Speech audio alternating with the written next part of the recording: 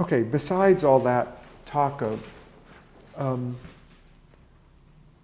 cost efficiency and building small satellites and that they can do missions differently, we had another driver that I just wanted to mention. It's not really an entrepreneurial topic, but just to sort of go into one little side topic, which is usefulness.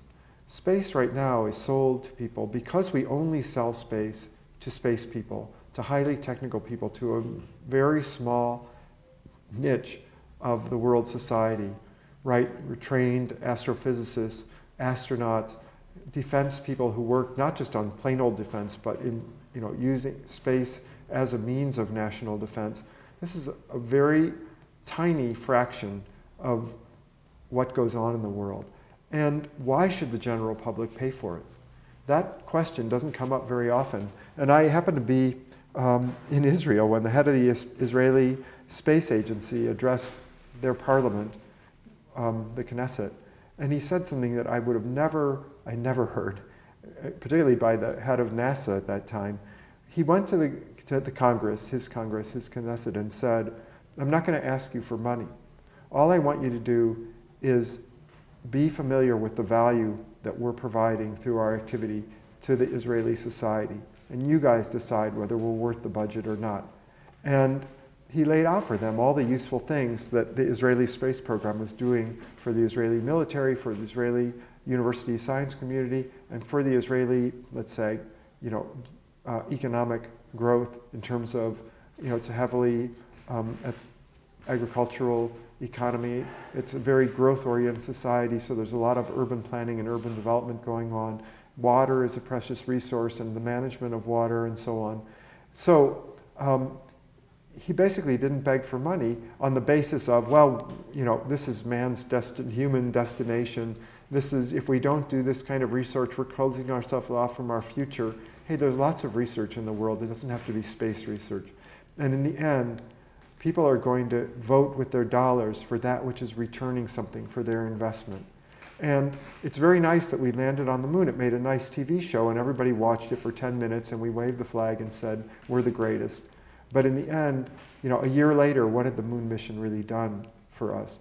So I saw small satellites. By lowering the cost, the benefit to cost ratio is automatically greater, right? If you spend $1 billion on a mission, it better do something tremendously valuable. If you spend $100,000 on a mission, it's enough that it helps a group of people do better in their job, whether they're planning a roadway or whether they're planning the watering schedule of crops in an area that, whatever that application is, it doesn't have to be an earth-changing application to justify a $100,000 mission. I saw small satellites as the survival path for space, as a way to generate the value greater than the cost of the mission. So that was yet another part of the mission. I mentioned it now because it was part of our mission mindset.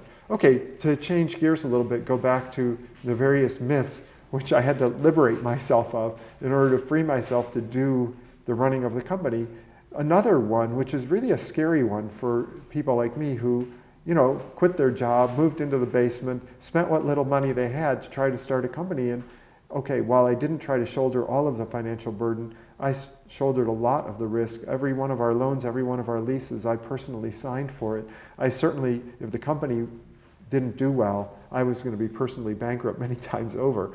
And on top of the other things I had to worry about was the myth that technical CEOs like me with PhDs in, very kind of elite technical areas who are out to do some technical mission are incapable of managing.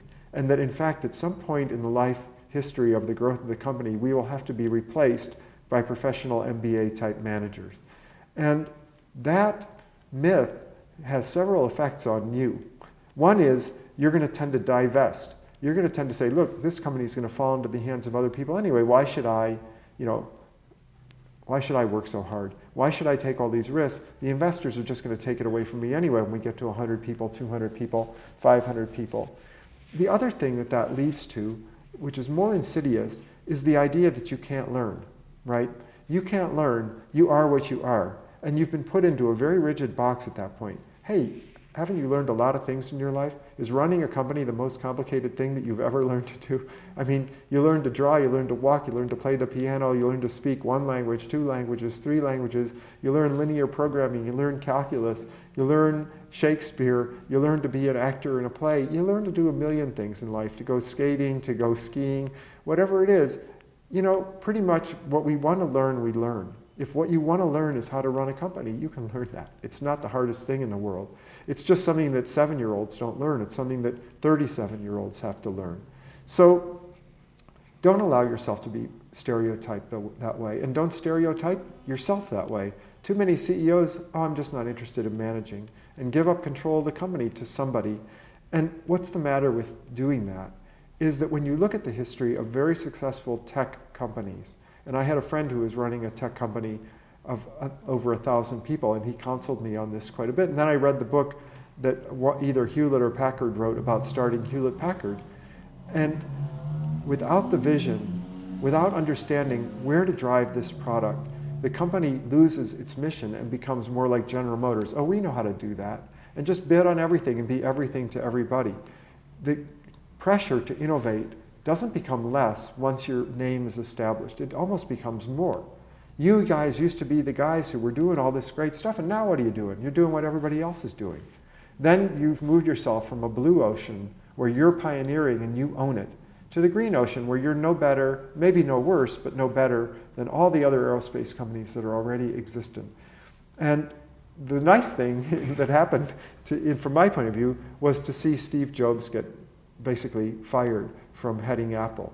And when they went through that period, the company was probably well managed. I don't really know from a financial point of view, technical management point of view, but it had no guide star. The company floundered. Who was Apple anymore? Why should I buy an Apple when there's lots of other much bigger, much more reliable companies from which I can buy my digital stuff, right? And then Steve was brought back because it was obvious that without that ingredient of the vision of where are we going to go now, what's the next thing that we want to undertake, the company, you know, I mean, the dramatic way to say it is that it loses its soul. Okay, so to not lose its soul, you need to become a manager. It's not the worst thing in the world. You know, it's the way in which you realize your vision. If you look at it that way, it's not, oh, I had to sacrifice too many technical people. Oh, I used to do technical stuff. Now I'm just a manager. That's a totally wrong way to look at it. You used to have to do technical stuff because there was nobody else. Now you've got smart technical people there who can do it much better, in fact, than you can do it. So get over your ego and realize that you're going to be the most effective in your vision when you have people smarter than you doing stuff that you're really not capable of doing. My model of that was Bose, who started Bose Audio. He was a PhD in electrical engineering. He knew what he was doing when he started Bose Audio. But he himself wrote, when they made the transition from analog audio equipment to digital, he came from a previous school when digital didn't even exist. He said, look, I could never have done the things that my engineering team did in this company. Okay, so talking about the story of Dr. Bose, who himself said that he was no longer the smartest guy, particularly when the company made the transition from analog to digital audio processing. Should he have left the job as the head of the company and turned it over to either a technical person more competent than him or maybe to financial managers who could grow a company bigger? Well, the evidence, you could argue the evidence any way you want. When Dr. Bose died, which was pretty much when he stopped running the company had grown to over 10,000 employees, a pretty big company. He had always refused to sell the company because he felt that it would lose the mission that he had set up for the company in the first place. And in fact, he had at least two fairly important roles. The most important role that he maintained, despite that he was not the smartest person in the particular technology which the company was involved in at that moment, was that he had the vision for what sort of products the company should be making and what sort of markets they should be entering. Because being in the audio business as a relatively small company competing with Koreans and Japanese companies that were 10, 100 times its size, the situation was a little bit parallel with Aeroastro. And part of the expertise is to say, this is an area we should go after. One example of that was the Wave Radio, when they decided to make a desktop radio with the quality of a Bose sound system. And that was a fairly unpopular product among Bose employees when he first invented it, but it later became the most important product in their whole product line.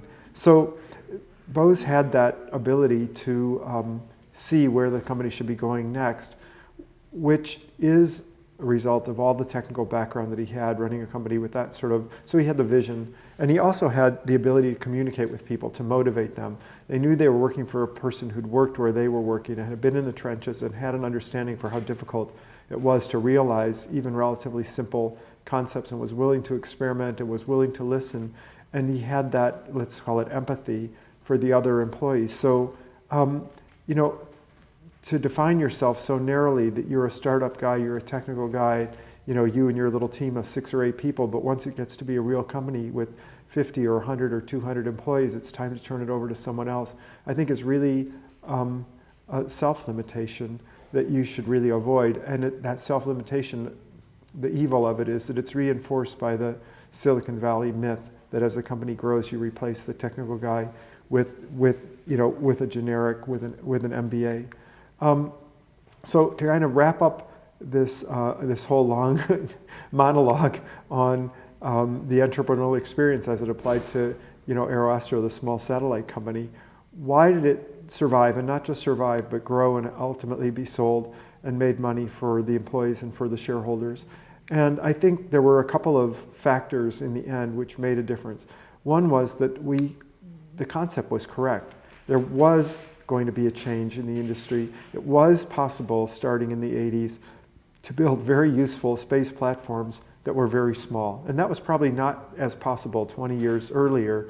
And it's now sort of 20 years later, almost 30 years later, kind of self-evident but at the time it wasn't self-evident. At the time, when I left my last job to start the company, my boss had told me that I was quitting an excellent job, technically challenging, et cetera, with a high quality company to play with toys. And that was the generally accepted idea of a small satellite at that time. We had a concept that held water, that there really is a market, maybe 1,000 times bigger market of people, at least in terms of number of product, people that want to make use of space, that don't have a budget of hundreds of millions to billions of dollars, and that in fact you can do something useful, and that in fact the transportation problem can be solved because you're taking small pieces of large rockets. And another reason we survived was that we all believed in it, what I call the life force. We believed in making that point, in being the people who brought that technology sort of to light, giving birth to it. And also we believed in the concept of a company that could be both a good place to live and work and a highly productive company. We're the only people in the world to do that. But it was pretty unusual in the aerospace sector, let's say. But a third thing that I want to really point out, and it leverages on my last point, is the idea that I learned from books by the Sloan School of Management at MIT of the learning company. The idea that should appeal to technical people, because we spent so much of our life learning things, and then those things become outmoded and we have to relearn all new things all over again, and every couple of years all the tools change and all the components change, and you're constantly learning what you need to do your job in the new environment. The learning company should come to us naturally.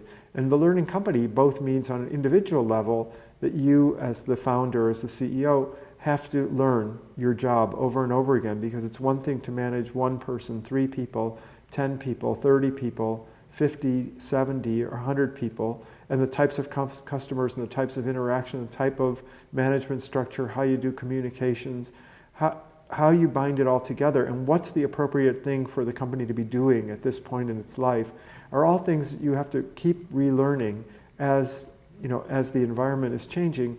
But then also the organization as a whole has to learn. The organization as a whole has to change how we manage and what it's going to be like. And we had people too that were particularly close to me who left the company when it became bigger than about 18 people.